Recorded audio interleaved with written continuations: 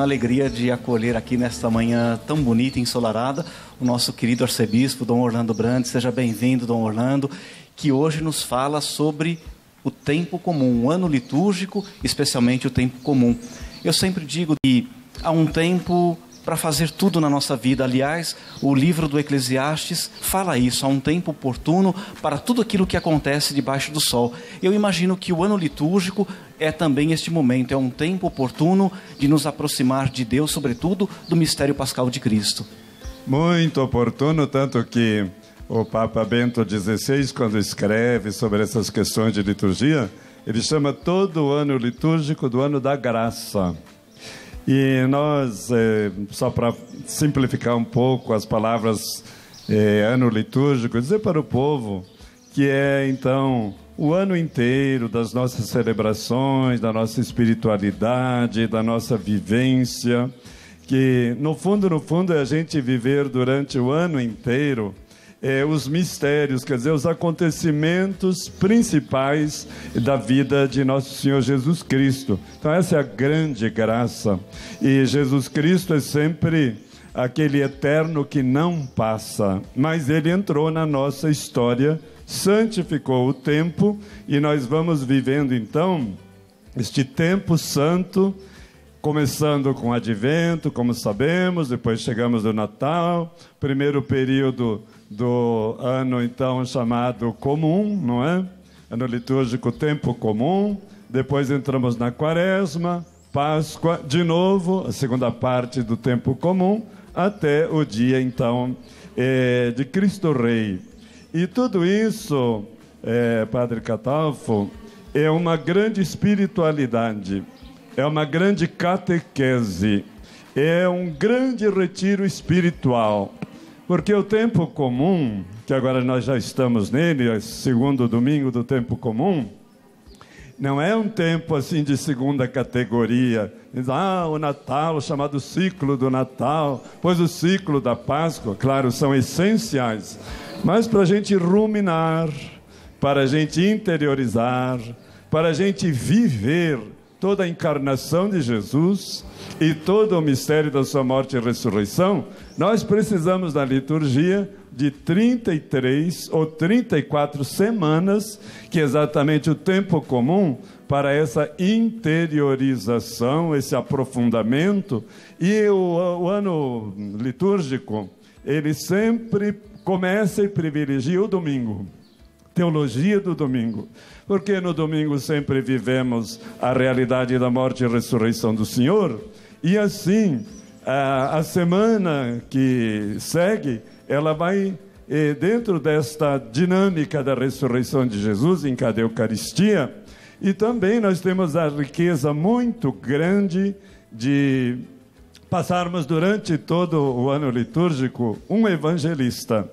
Nesse ano, claro, ano B, São Marcos. Estou só aqui pontuando a grandeza, a espiritualidade, o ensinamento espiritual desse tempo comum, que eu nunca li disso, mas na minha reflexão posso dizer, creio que não é uma heresia, se for você me corrija, que o tempo comum corresponde aos 30 anos em Jesus, em Nazaré, porque lá foi a vida comum.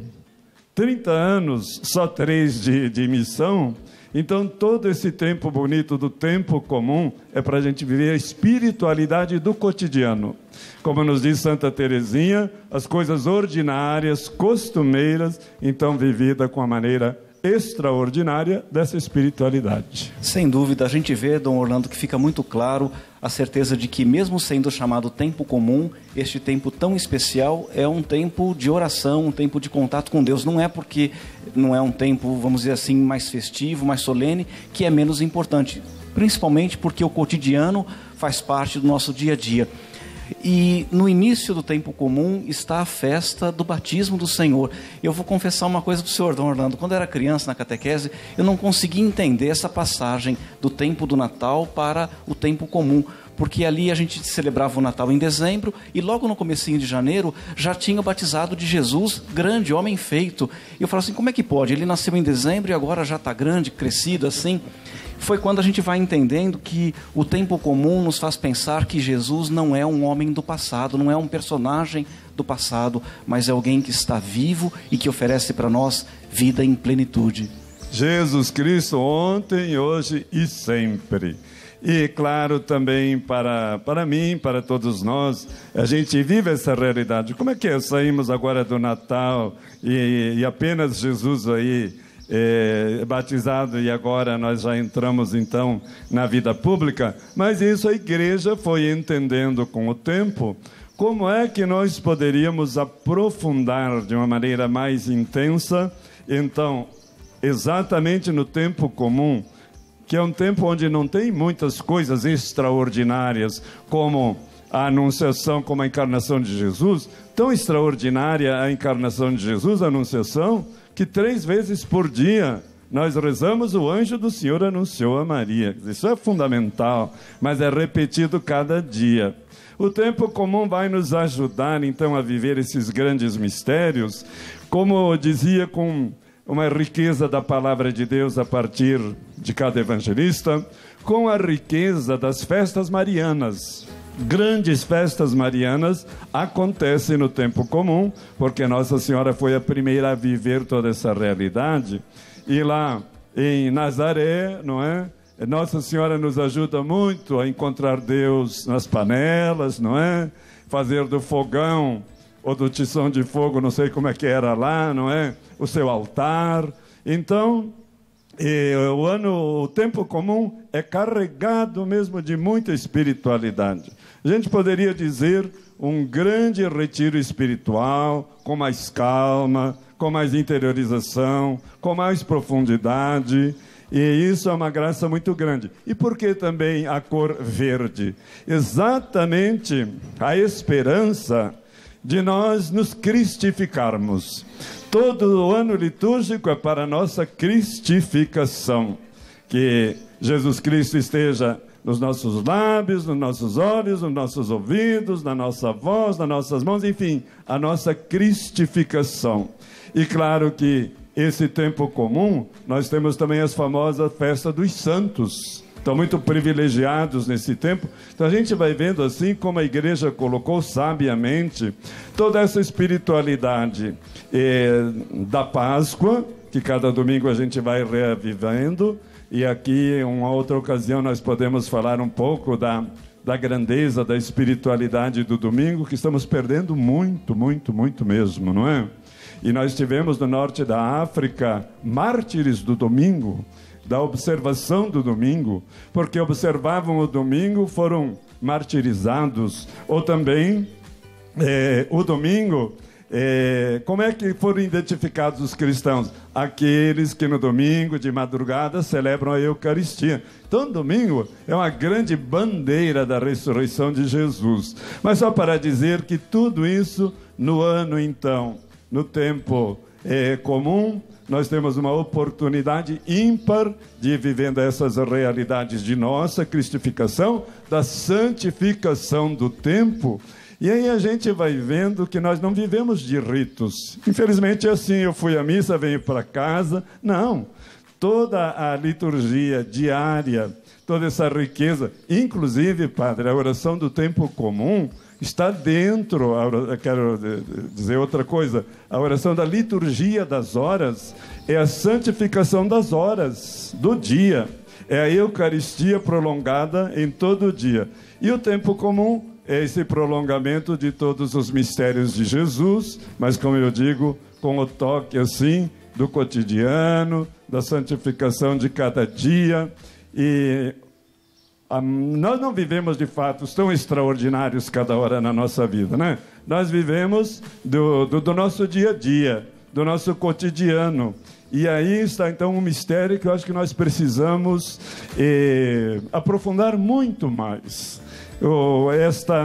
Esta nossa santificação, essa nossa cristificação, esse jeito de a gente viver o Evangelho é no dia a dia e não em momentos extraordinários. Por exemplo, quando vem ao santuário, que é extraordinário. Mas depois, quando eu volto para casa, eu vou viver a realidade, a experiência extraordinária feita no santuário, no meu dia a dia.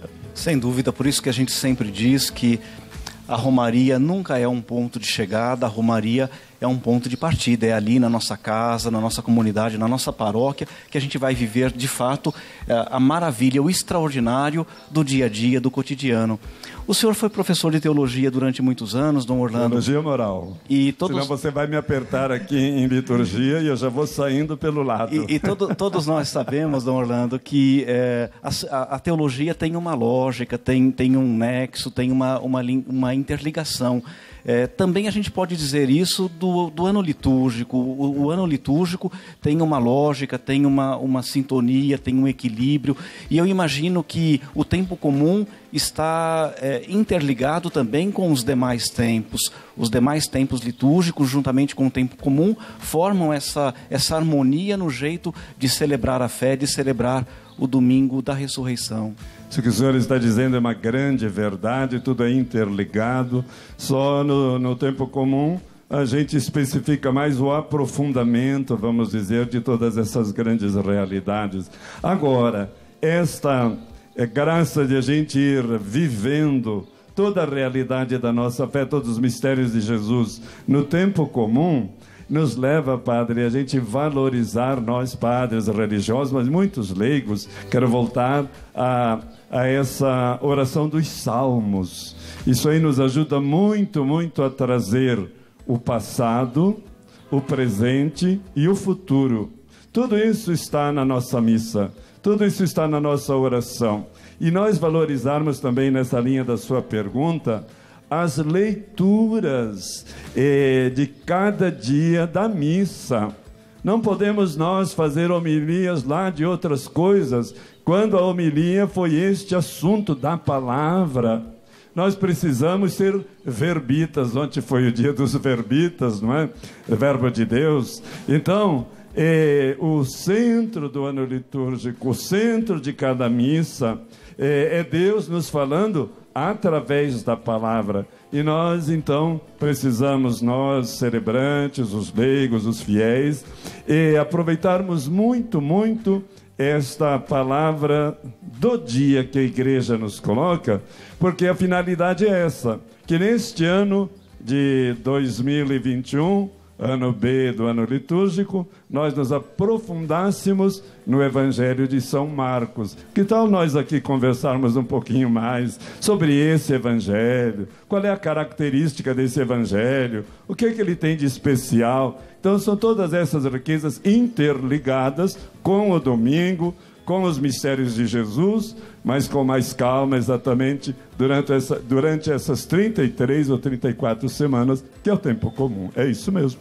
São Marcos é o primeiro evangelho, o evangelho mais antigo, e a sua provocação, as suas palavras me fizeram lembrar do meu professor de Sagrada Escritura, que ele dizia uma coisa muito bonita sobre São Marcos. Ele dizia que entre todos os evangelhos, São Marcos é aquele que mais enfatiza, que mais destaca a humanidade de Jesus. Claro que todos os evangelhos levam em consideração que Jesus é verdadeiramente Deus e verdadeiramente humano, mas em São Marcos, essa humanidade de Jesus, ela é exuberante, bonita. São Marcos fala de um Jesus que sente compaixão, que se entristece, que se compadece, que chora. É a humanidade real de Jesus, que mostra o quanto é importante para cada um de nós viver também a alegria de ser humano. É isso mesmo. Então, é um evangelho assim muito cristocêntrico, é uma pequena síntese, é quase, vamos dizer, uma gramática de todos os evangelhos.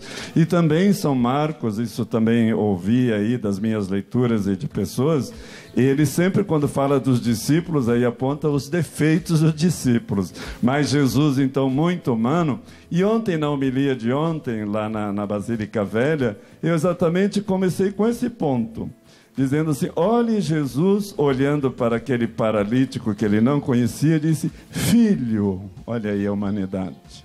Depois toca na pessoa. Então essa humanidade de Jesus, e a gente aprofundando esses evangelhos, a que ponto nós vamos chegar? nos tornar mais humanos. E a espiritualidade de todo ano litúrgico é esse nosso crescimento espiritual, mas tudo cristocêntrico. Ah, mas eu gosto dos santos. Claro, porque o santo fez da sua vida o centro. Ah, mas eu gosto muito de Maria. Claro, porque ela então disse faça-se. E como estamos no ano do bem-aventurado São José, aí está o José também, não é? Então, a gente olhar para São José como aquele que também, em silêncio, mas disse os 5, 6, faça-se, obedeceu o que o anjo lhe dizia. Então é tudo cristocêntrico. E às vezes a gente pode se desviar um pouquinho na nossa religiosidade popular desse cristocentrismo da nossa fé e, claro, do ano litúrgico. Sem dúvida nenhuma, Cristo está no centro da nossa fé, no centro também do nosso ano litúrgico, mas eu gostaria de mostrar agora, Dom Orlando, algumas mensagens que chegaram aqui pelo WhatsApp para o senhor, pessoas que querem se referir ao Senhor com muito carinho, com muita atenção. É a Rosalina do Rio de Janeiro, que está nos saudando, Dom Orlando e Padre Eduardo, sempre trazendo palavras sábias para nós. Deus os abençoe. Muito obrigado, minha querida, que Deus continue sempre muito presente na sua vida também. A Rosalina, né, Padre? Eu gosto muito de falar da Rosa, viu, Rosalina? Parei aí um pouquinho. A Rosa, ela é o mistério pascal, porque a Rosa, ela veio de um botão que morreu e nasceu a flor. Olha aí, a Páscoa, a morte e a ressurreição. A rosa, ela tem nos seus pés muito barro, como toda flor, mas transforma o barro em flor. Então, é muito profunda a história da rosa, teologicamente falando. E quando lá na Polônia e outros lugares os soldados estavam lá armados para atacar os outros, as mulheres levaram rosas e obrigaram a eles a colocar os seus fuzis no chão e receber a rosa. E também nós aprendemos muito com a rosa, dizendo assim, olhe, a vida é bonita quando a gente sabe acolher os espinhos. E aí vou eu com minha Rosalina. Parabéns, Rosalina, Deus te abençoe. Dom Orlando, muito obrigado pela sua presença, pela sua catequese.